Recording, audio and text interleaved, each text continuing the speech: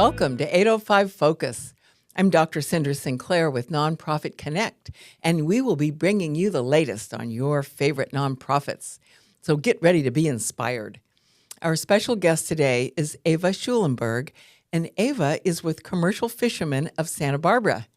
Thanks for being here, Ava. Thank you for having me. I'm very grateful to be here. Oh, gosh.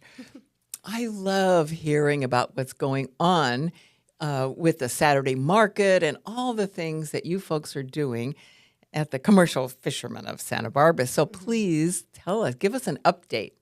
Sure. So our Saturday Fisherman's Market is a really wonderful place where you can go down and meet the person who caught your food. You know, your seafood is sourced directly from the fisherman to you. And we've really lost, sight of that as a society of where our food comes from. So to be able to just drive down to the harbor and shake the hand of that person, build a relationship with them, and get something that's really fresh, that's sustainably caught, and that's really healthy for you also, it's a huge gift. So the Saturday Fisherman's Market is thriving right now. We have a bunch of different species every week, and you can follow our social media. We have an Instagram and Facebook account for the Saturday that's Fisherman's good. Market.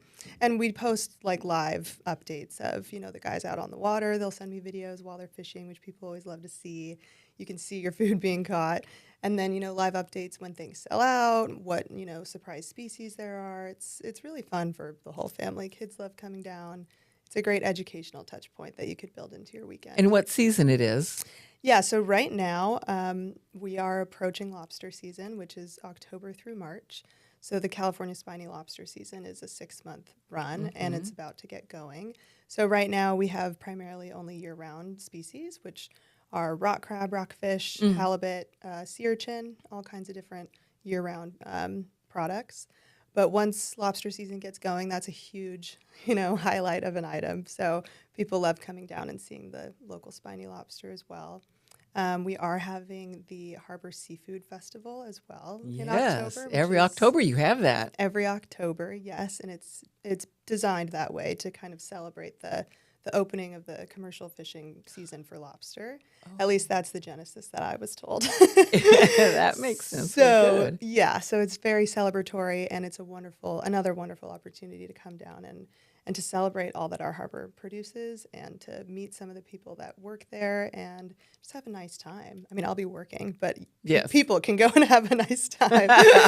And you can actually buy a lobster or a crab and have us prepare it for you. Oh. And you can eat it right there. Really? It's the only day of the year where you can do that. Oh, my gosh. Right there in the harbor anyway. And there's live music.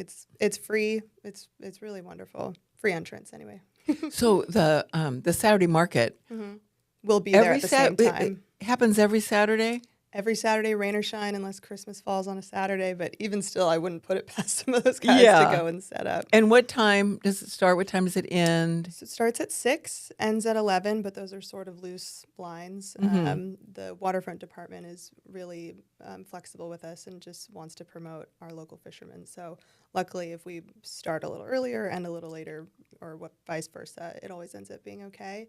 But people line up typically at dark, and they're ready to buy. I mean, the early ones are typically locals that come every week. The regulars, we know exactly what they want. Oh, gosh. We know their families. We know exactly how their wife likes to prepare something. Like it's nice to be able to really familiarize yourself with the customer base. And then as the morning goes on, it starts to become a little bit livelier, as people start to wake up and come down.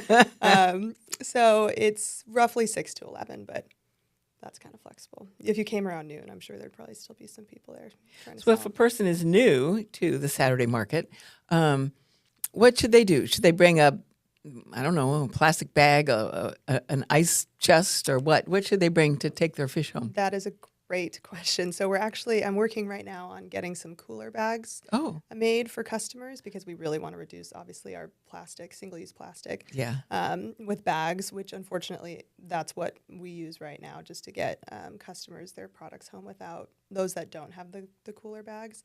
It's recommended that you bring a little cooler or one of those cooler bags, and then we'll give you ice. We'll put your product in there and make sure it's all properly packaged for you to take it home. But you could also bring any kind of tote bag or grocery bag, and we can put ice in a plastic bag in that for you, too. Yeah.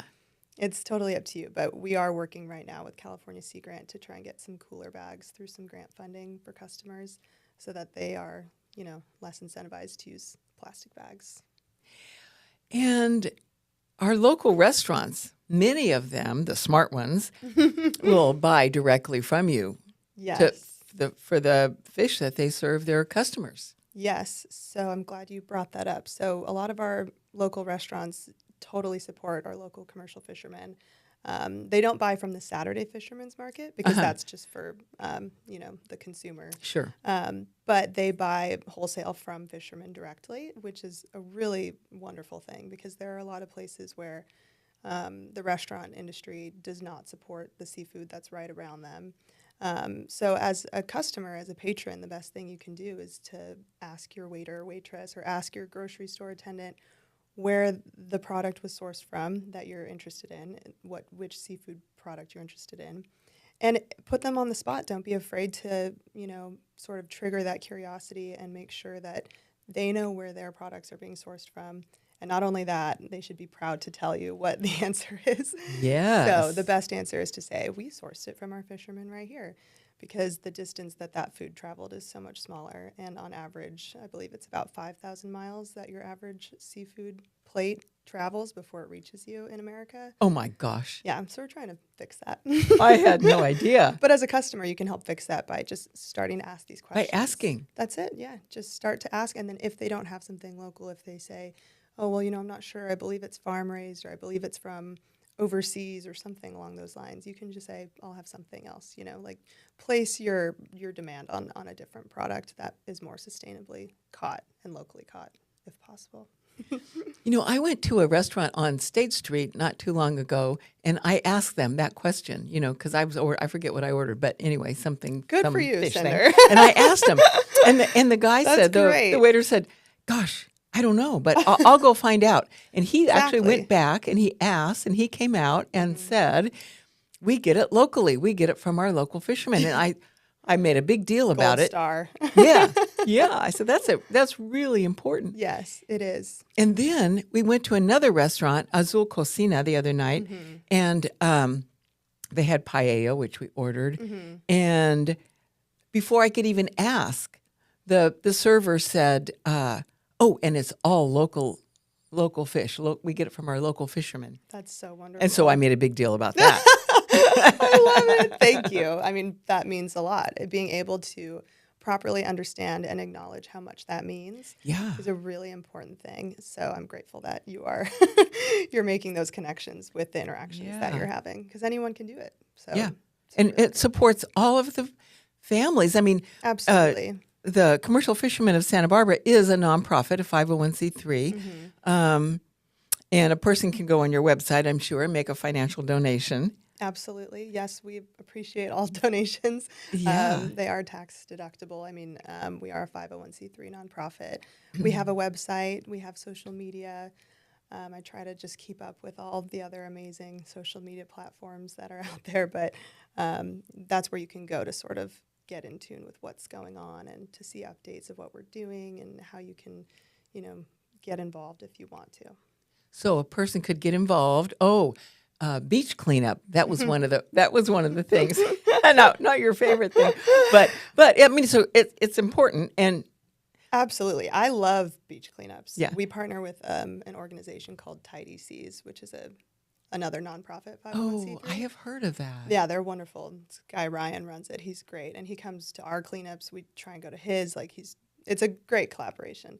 Anyway, we're sort of just trying to revitalize the way that we organize cleanups, and he's brought this whole other level of organization to it, because typically we're just out there being scrappy, cleaning up what we can, and he's just very organized. But we do beach cleanups all the time.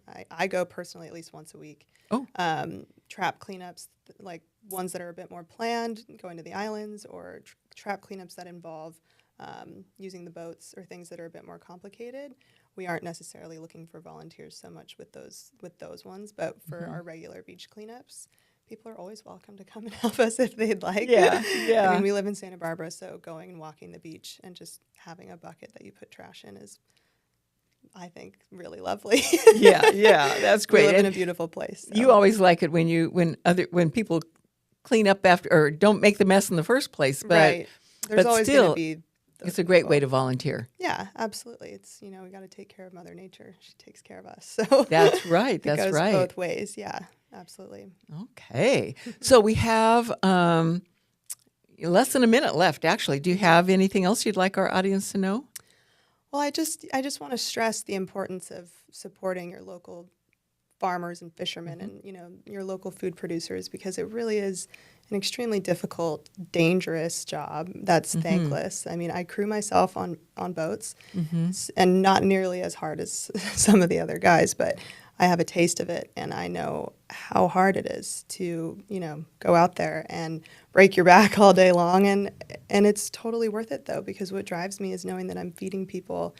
And knowing that you're feeding people and helping nourish the people of your own community that you love is so wonderful. I couldn't ask for a more fulfilling cause to try and support. So that's all I got to say. We're lucky to have you, and I Thank know you. that the organization Likewise. is lucky to have you. And thank you for coming on our show to tell us about your great work. Thanks. And now we're going to take a little break. And when we come back, we're going to bring Ava's colleague Chris, and we'll talk to him about commercial fishermen of Santa Barbara. Okay, thank you. Thank you, Cinder. And we'll be right back. Welcome back.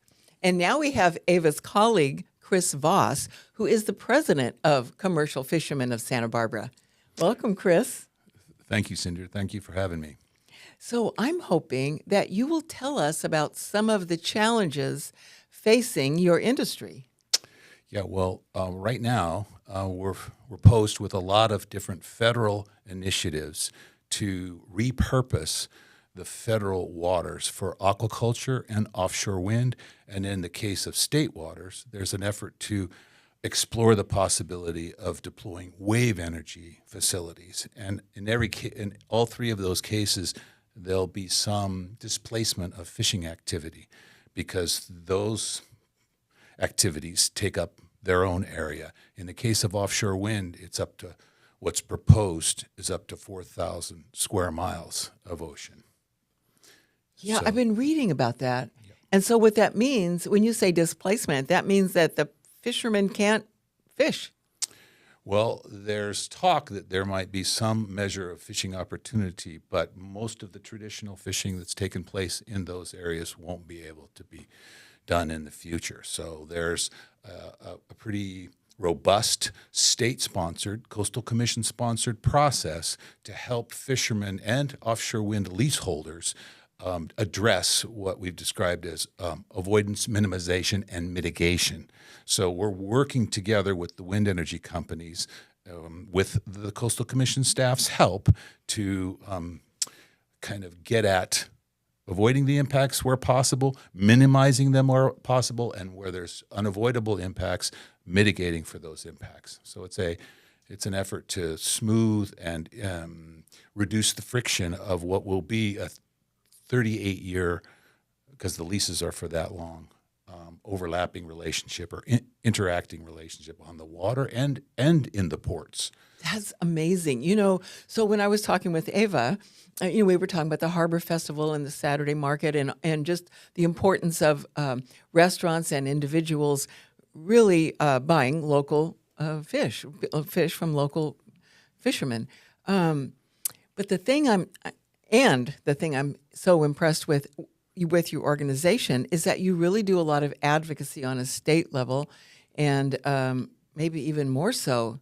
It's really important work that you're doing. So those three activities that I just described that can displace us in the future are also compounded by what is now it's a kind of a global initiative. It's called 3030 that the U.S. has embraced, that is designed to protect 30% of ocean waters and land by the year 2030. And protect is defined by this international initiative. And the state of California has taken upon itself to protect 30% of the state's waters. That's from zero, the beach, to 3 miles out. And currently, with our existing marine protected area network, we protect 16%. And so as a fisheries representative, we're concerned with not only the loss of area associated with those other activities, offshore wind, wave energy, and aquaculture. It's an expansion of protected areas that may exclude our activity altogether to the tune of 30% of state waters, which is a bitter pill for us. Because we're being hit at so many levels in so many places. It's really threatening to fisheries across the state. Because I have to add, when we think of international efforts to regulate what happens in the marine environment in ways that preserve it and protect it, California is ahead of the game.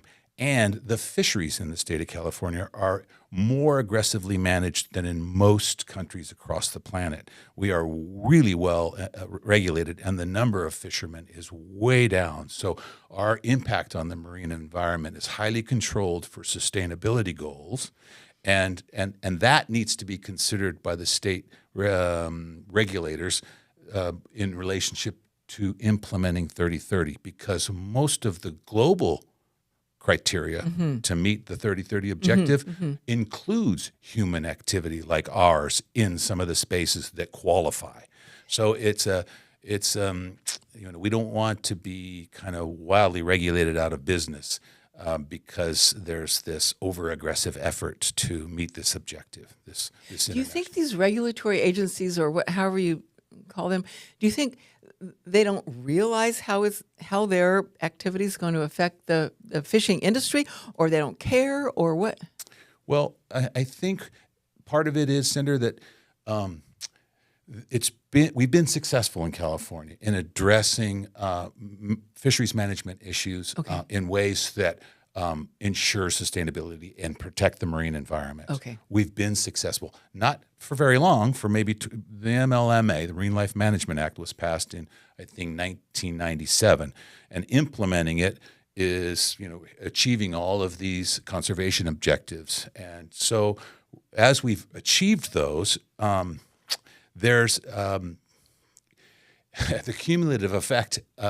What was unanticipated, I think, was this whole repurposing of a lot of the marine environment to meet our energy needs with renewable energy needs. Yeah, sure. So the idea of offshore wind, it's great, except that it might end up being very expensive electricity because the marine environment is a harsh place to do things. Oh gosh. And a lot of photovoltaic and land-based wind is working in other parts of the country to meet electrical energy needs in other places. So our position is, and there are those environmental organizations that align with us in that we need to pay really close attention to what could be significant environmental impacts in the marine environment and the cost associated with generating electricity there in relationship to the alternatives, which are a lot more PV on land and land-based wind. Because land-based wind is going to be far easier to maintain and much less expensive than offshore wind. So it's very complex. It's so very many moving complex. parts, so many things to consider. That's right. And in the working group that I'm a part of, there's still so much uncertainty about the engineering challenges of putting giant turbines on floating platforms in 4,000, 5,000, 6,000 feet of water offshore, 17 to 30 miles offshore. They're still not positive that they can, they're confident, but the cost is still unknown because a lot of the engineering decisions haven't been finalized. So in our negotiations about avoidance, minimization, and mitigation, a lot of the wind energy companies are saying, well, wait a minute, a lot of the impacts that fishermen anticipate happening may not, based on the engineering decisions they make. So that gives you a sense of how uncertain they are about how to actually engineer it all, right? Yeah. It is amazing. And then there's electromagnetic fields associated with the cables running through the water that could have an environmental impact. And then in addition to that, the other one that is a pretty big concern is our whole West Coast ecosystem is driven by upwelling. So the nutrients come from deep because of the wind runs essentially parallel to the coast out of the north, the way the storms and the fronts move down the coast. And if you extract a lot of energy from that dynamic that then can't move the water as it does normally, it may undermine the ecosystem at its foundation by reducing this nutrient cycle that is critical to the entire Wow. success of the system. So, and there are a lot of scientists working on trying to determine, whether or not if what I'm suggesting is a legitimate concern. But the more we look at it, I think the more people realize that it may have a profound impact. So the concern we have is that, we don't want to, we all need to think in terms of decarbonizing our energy system, but are we going to be trading one environmental disaster with another? Yeah. Right. And even though one's on a much grander scale, atmospheric versus, the ecosystem on the West Coast being under. That's amazing. It takes such a special person to understand all of this, to be interested in it, and then to just go after it and do the right thing. I think we're so fortunate to have you in that role. Yeah, well, I'm trying, just to at least protect commercial fishermen's interests in this dynamic, but with the bigger picture and the broader needs in mind. Because we as fishermen, so connected to the marine environment, Yes. realize the changes that are taking place. There's issues, right? The water's getting too warm.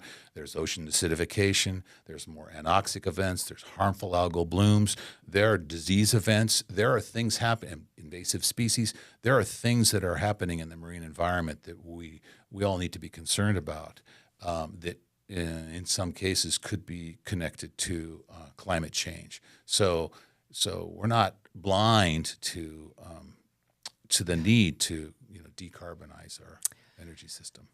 Chris, wow. I am so glad that you came on our show to tell us all about this. And I bet we're all going to be following that a lot more closely. I really enjoy, this is now the third time we've had Yes, this conversation, yes. and I really enjoy speaking with you, Cinder, and I thank you for the work that you do.